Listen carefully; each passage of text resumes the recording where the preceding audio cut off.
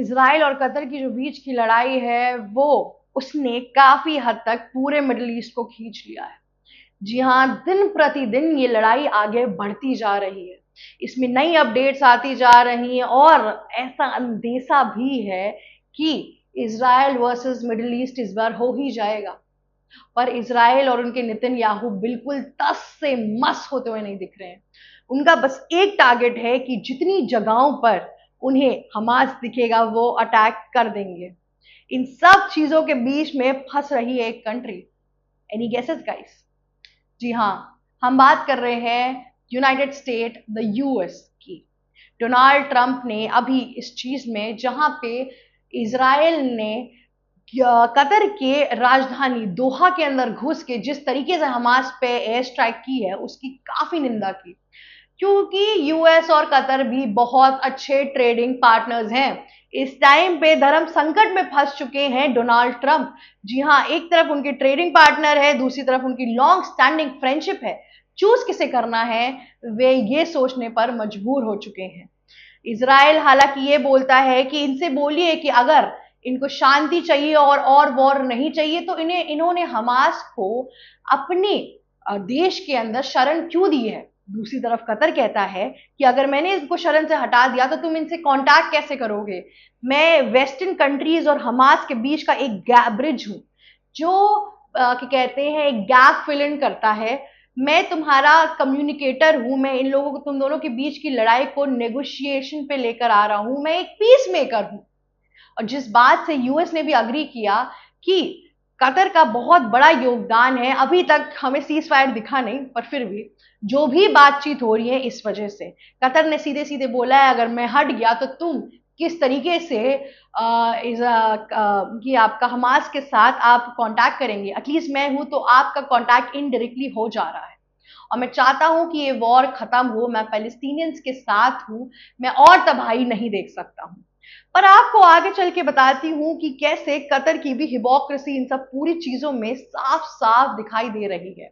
जी हाँ, सबसे पहले नमस्कार दोस्तों, मेरा नाम श्री चित्रांशी है और आप देख रहे हैं एबीसी हिंदी। आगे चल के बात करते हैं कि अब इस पूरी कहानी में नया ट्विस्ट क्या आया है। कतर इस तरीके से इस चीज को इतना सीरियस ले चुका है, और ले भी क्यों ना, आपकी कंट्री के अंदर कोई आके एयर स्ट्राइक कर देगा तो एक तरीके से ये इंटरनेशनल रूल्स का उल्लंघन ही तो है। ठीक है, तो कतर ने अब इमरजेंसी अरब इस्लामिक मीटिंग बुलाई है जिसके अंदर अब आएंगी मिडिल ईस्ट की और सारे प्लेयर्स और कंट्रीज जो अभी तक शांत बैठे थे। वे भी अब वो भी इस मीटिंग के अंदर सामने आते हुए दिखेंगी, जिसके अंदर वो लोग बात करेंगी कि कैसे इजराइल को रोकना है या फिर रिवेंज लेना है, पैलेस्टीनियंस के साथ क्या नेगोशिएशन करानी है, कैसे इस वॉर को खत्म करते हैं और ईटीसी ऐसी बहुत सी बातें होंगी स्पेसिफिकली कि इजराइल के साथ क्या करना है।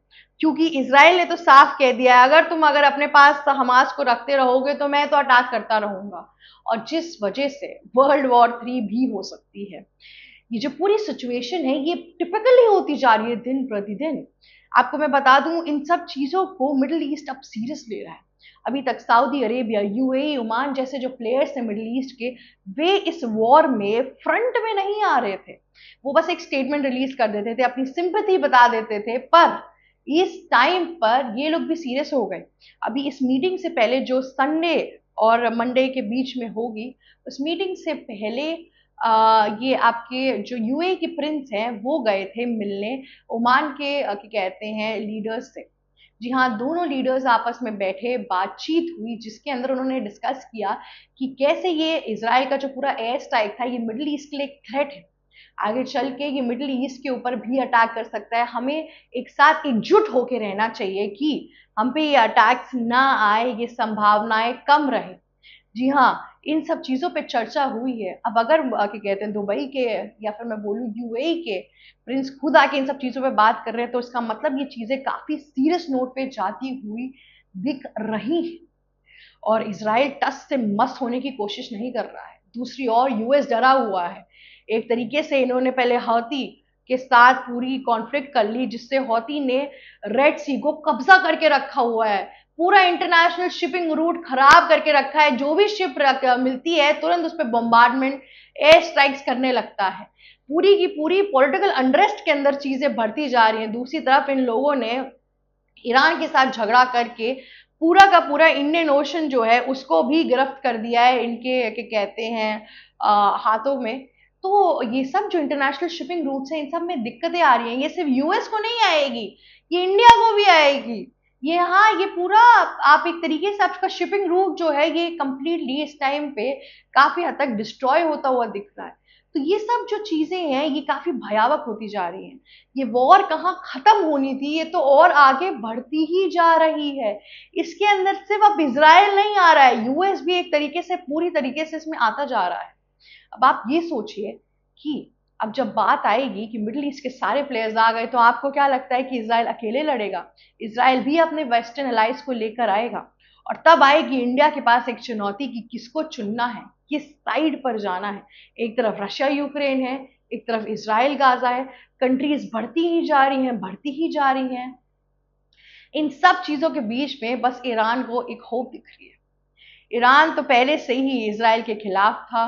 अब क्योंकि कतर भी अगर इजराइल के खिलाफ होगा तो ईरान को एक स्कोप दिखेगा और अब वो दुश्मन का दुश्मन दोस्त बनाएगा।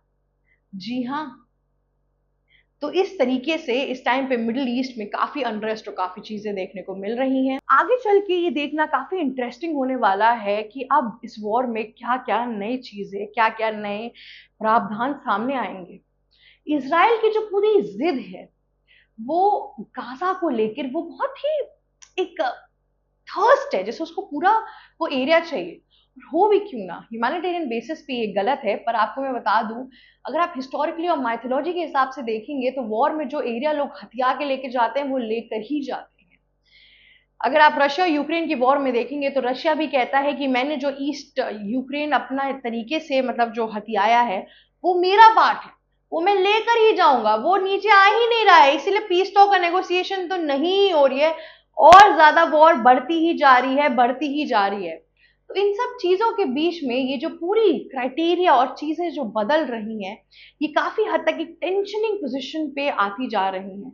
चीजें वियर्ड होती जा रही हैं, एक कॉन्फ्लिक्ट आता जा रहा है। और अब मैं बता दूं, इजराइल का जो सपना था कि अपने हॉस्टेजेस वापस लेकर आने का, वो भी धुंधला धुंधला सा दिख रहा है। क्योंकि कतर ने साफ बोल दिया कि हमने तुम्हारे सामने नेगोशिएशन डील लाई थी, हमने तुमसे बोला था नेगोशिएट कर लो, और जब तुमने ये शर्त रखी थी कि मुझे 20 जो हॉस्टेजेस अब बचे हैं वो वापस चाहिए, एक बार में हमास उसके लिए भी मान गया था। पर ये जो तुमने कतर की सीमा पर अटैक किया है, इसके बाद से अपने हॉस्टेजेस को एक तरीके से भूल ही जाओ, क्योंकि अब हमास नहीं मानेगा इस पूरे सीज फायर के प्लान के लिए। तो इसराइल आखिरकार लड़ किस चीज के लिए रहा है? और फिर एक तरीके से आप ये भी देखिए कि कतर कितना हिपोक्रेट है। कतर इस टाइम पे एक फ्यूनरल के कहते हैं बना रहा है, जिसे हम अंतिम संस्कार कहते हैं, उन लोगों के लिए जो लोग हमास की तरफ से मारे गए। हालांकि कोई बड़े लीडर नहीं मारे गए, पर छोटे छोटे लोअर स्केल पे लीडर मारे गए और बड़े लीडर का एक बेटा भी मारा गया। तो ये पूरी जो अंतिम संस्कार कर रहा है, ये सब कुछ कर रहा है, एक तरीके से तो यही मायने में आता है और यही समझ में आता है कि वो हमास को सपोर्ट कर रहा है कंप्लीटली। आपको मैं बता दूं, ग्लोबली बहुत सी कंट्रीज ने हमास को टेररिस्ट ऑर्गेनाइजेशन के तरह के तहत उनको क्लेम किया है।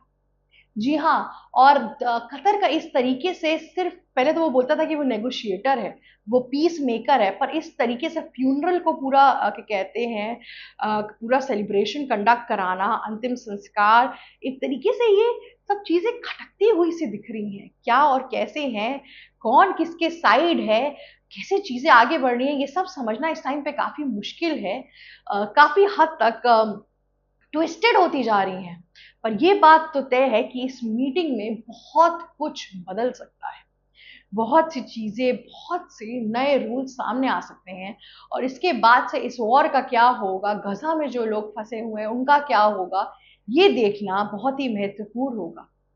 हम आशा करते हैं कि चीजें शांति में बनी रहें और समझदारी से ये लीडर्स काम करें, ना कि अपनी इगोइस्टिक अप्रोच में आके काम करें। और डोनाल्ड ट्रंप के जो पूरे क्लेम थे कि ये वॉर भी वो खत्म करा देंगे, ये वॉर आखिरकार और बढ़ती जा रही है और उनकी नाक पे दम करके बैठी हुई है। जी हाँ, इस पूरी वॉर में क्या और कैसी चीज़ें होने वाली हैं, कुछ भी अता-पता नहीं है। इन सब चीज़ों में एक ट्विस्टेड टर्न भी आएगा, वो देखना बहुत इम्पोर्टेंट होगा इस टाइम पर। लेकिन उन सब चीज़ों के लिए आपको हमारे चैनल पे बने रहना पड़ेगा। जी हाँ, आपको वॉर रिलेटेड, जियोपॉलिटिकल रिलेटेड और बिहार इलेक्शन और जितनी अपडेट्स चाहिए, प्लीज़ आप हमारे चैनल पे जाके देखिए। नमस्कार, मेरा नाम शिवी चित्रांशी है और अगर आपको ये वीडियो अच्छी लगी, तो लाइक, शेयर, सब्सक्राइब और कमेंट करना मत भूलिएगा। Thank you for watching us. Also हमने नेपाल प्रोटेस्ट रिलेटेड भी काफ़ी चीज़ें शेयर की हैं, आप उसे भी देखिए। ये जो पूरी दोहा और इज़राइल के बीच की जो पूरी वॉर इस टाइम पे चल रही है, कतर और इज़राइल के बीच की, इसमें क्या और कैसे चीज़ें बढ़ेंगी, ये सारी वॉर अपडेट्स आपको हमारे चैनल पे मिल जाएगी। आप इन डिटेल एक्सप्लेनर सुन के एक अच्छी अंडरस्टैंडिंग रख सकते हैं। इन सब चीज़ों के लिए आप हमारे साथ बने रहिए। Stay tuned and thank you for watching us. ABC Hindi news. आज ही जुड़िए हर खबर के साथ।